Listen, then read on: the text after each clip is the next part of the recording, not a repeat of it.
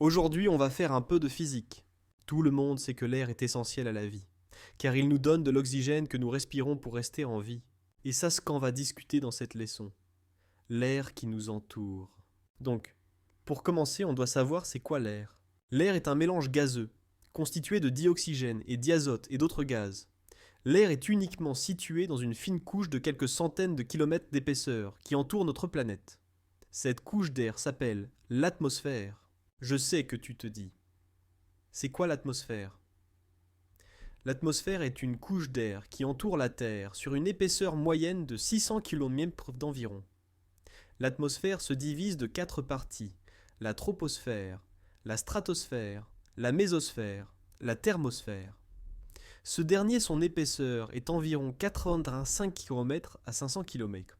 Sa température est très élevée et peuvent atteindre plus de 2000 degrés. Son rôle est très important, il contient un gaz ionisé, appelé plasma, et qui affecte la propagation des ondes radio.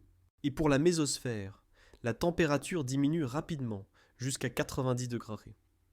Elle nous protège des météorites qui brûlent, dont la stratosphère se caractérise de l'augmentation de la température avec l'altitude, ne contient aucun nuage.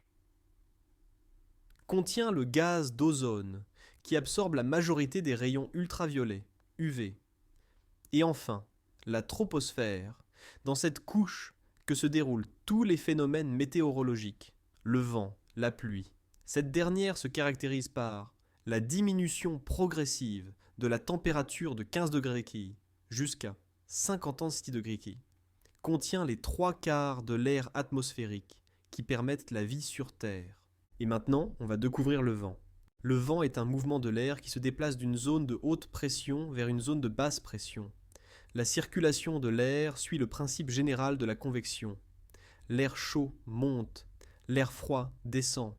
Ce principe est à l'origine de la création du vent. Lorsqu'une masse d'air se réchauffe, elle s'élève en altitude au-dessus des couches plus froides, ce qui génère une diminution de la pression au sol. Pour combler le vide, la masse d'air voisine va s'engouffrer dans l'espace laissé vacant au sol. Ce mouvement horizontal crée le vent. Et à la fin, je souhaite que vous avez compris la leçon.